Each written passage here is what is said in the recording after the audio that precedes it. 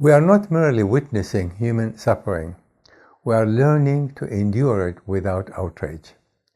When atrocity no longer shocks the conscious, it is not only humanity that is under assault, it is our very capacity to remain human.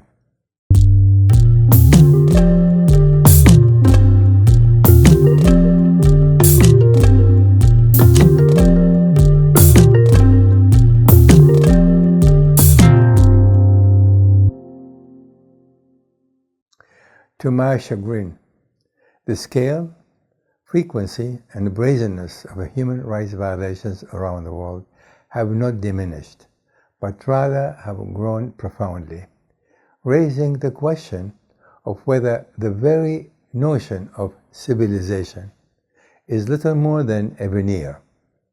We pride ourselves on culture, law, and moral advancement, yet beneath this thin surface lies a persistent brutality.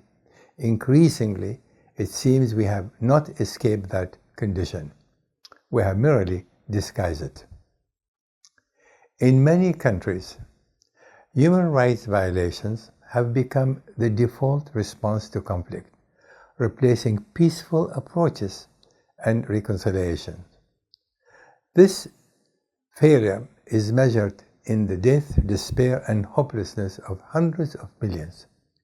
There are scores of countries spanning the globe that have committed large-scale documented abuses against their own population and/or native groups and against civilians in neighboring countries caught in conflict zones between two warring countries, including Myanmar, North Korea, Eritrea, Iran, Turkey, Saudi Arabia, Egypt, Venezuela, Nicaragua, and the Philippines, and Nigeria, among many, many others.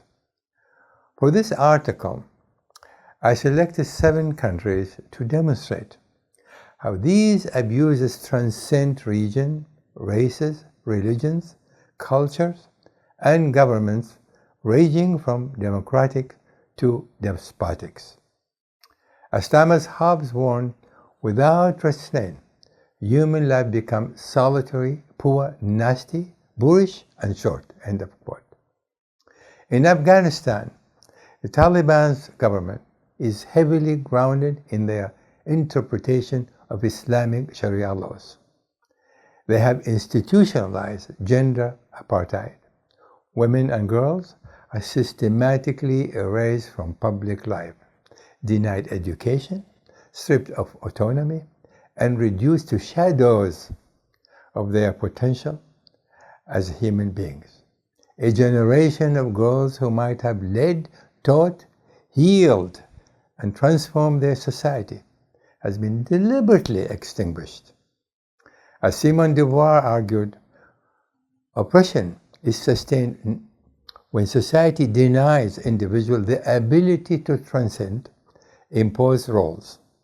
In Afghanistan, the denial of women's and girls' rights is absolute. The loss is immeasurable, not only personal, but national and even civilizational. In Gaza, what has unfolded as a result of the Israeli-Hamas war defies comprehension. Entire neighborhoods reduced to rubble by Israeli forces. Children starving, not metaphorically, but literally, searching with scraps to survive another day. Many no longer cry. Even grief requires energy they no longer possess. Tens of thousands have perished by bombs, by bullets, and by deprivation. Displacement has stripped their families from dignity, stability, and hope. Women and children bear the heaviest burden, trapped in a cycle of terror with no refuge. This is not merely a humanitarian crisis, it is a moral collapse of a presumably democratic Israeli-led Netanyahu government, witnessed in real time, normalized through repetition. In Ukraine, Russia's conduct reveals another dimension of human rights violation. The calculated erasure of identity, Hundreds of thousands of Ukrainian children have been abducted by Russian forces, separated from their families, and subjected to indoctrination. They are forced to abandon their language, their culture, their very sense of self. Parents are left in a state of perpetual anguish, not knowing if they will ever see their children again. Hannah Arendt wrote of the banality of evil, how systematic cruelty becomes normalized through bureaucracy and blind obedience to authoritarianism. What we see here is precisely that, an organized, heinous effort to extinguish a people's future by reshaping its children. Sudan stands as one of the most devastating humanitarian catastrophes of our time. Years of violence, conflict between two generals vying for power, have left millions facing acute food insecurity. Children are starving in staggering numbers, while armed groups recruit them as soldiers, robbing them of both innocence and future. Women and children alike are held captive for months and brutally raped as a weapon of war, enduring unimaginable hardship. This is systematic devastation.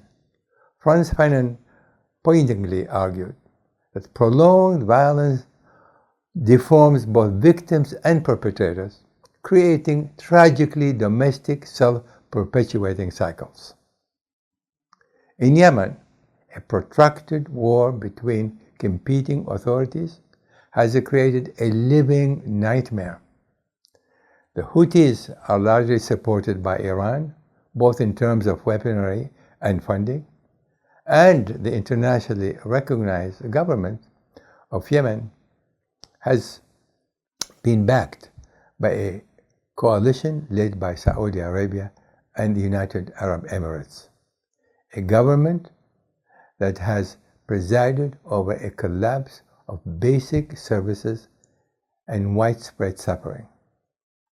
Children and women endure the brunt of this crisis. Malnutrition, disease, and displacement defining their daily existence. The fact that international community keeps arming both sides reveals a global indifference to human suffering that is as troubling as the conflict itself. China's treatment of Uyghur minority reflects a chilling form of modern repression against religious and ethnic minorities. Surveillance, detention, forced assimilation, and cultural erasure have become tools of state policy. Individuals are targeted not for actions, but for identity, for who they are. Michael Foucault warned of how power can permeate very aspect of life, shaping behavior, thought, and existence itself, which has materialized in China with alarming precision. In the United States, a democratic country that proclaims its commitment to liberty and justice, troubling patterns emerge. The treatment of undocumented immigrants, detention in overcrowded facilities, limited access to legal recourse, family separations reflect a system that prioritizes enforcement over humanity. When a due legal process is compromised and individuals are treated as less than humans, it signals a dangerous erosion of domestic principles. As Alexis de Tocqueville warned, quote, "Liberty cannot be established without morality," end of quote. Trapped in cycles of dehumanization, how then do we explain this pervasive failure? Why, despite centuries of philosophical reflection, legal development, and moral discourse, do we remain trapped in cycles of dehumanization? Part of the answer lies in human nature itself. Thinkers from Hobbes to Freud have argued that aggression and self-interest are deeply embedded within us. Civilization, in Freud's view, is a fragile construct, one that suppresses but never eliminates our destructive impulses. When institutions weaken, when accountability fades, those impulses resurface with alarming ease. Immanuel Kant, however, insisted that the human beings possess the capacity for moral reasoning, that we are capable of recognizing the inherent dignity of others. The persistence of atrocities, then, reflects not an absence of moral capacity, but a failure to exercise it. Political interest, fear, tribalism, and indifference often override ethical responsibility. Sadly, international community's inaction further compounds the problem. Geopolitical calculations frequently undermine mechanisms designed to prevent and respond to human rights violations. States prioritize power over principle, stability over justice. The result is a system that reacts too late, too feebly, or not at all. What then is the remedy? None of the following suggested remedies are easy to implement due to internal political dispute, divergent geostrategic interest among states, and global rivalries. They require courage, resources, and sustained commitment. They demand that individuals and domestic and international institutions alike confront uncomfortable truths and make difficult choices. First, accountability must become non-negotiable. International law must be enforced consistently, not selectively. Second, civil society and independent media must be strengthened and not succumb to the authorities' distaste, as they serve as essential checks on power. Third, education, schools, and university must emphasize not only knowledge, but moral responsibility, cultivating empathy alongside critical thinking. Finally, global cooperation within and outside the United Nations, including the EU, the Arab League, the African Union, among others, must move beyond rhetoric to action, particularly in addressing root causes such as socio-economic inequality, authoritarianism, and climate change. We stand as a defining crossroad in human history. The suffering we witness is neither accidental nor inevitable. It is the direct consequence of choice made and choices deferred. If humanity continues to avert its gaze, to rationalize, to delay, then this moral collapse will only persist. It will deepen. Nevertheless, if there remains even a fragment of conscience, of courage, of collective will, then the course can still be altered. The question is no longer whether we understand the crisis of the pervasive human rights violations. The question is whether we are prepared to act before what remains of our human slips beyond recovery.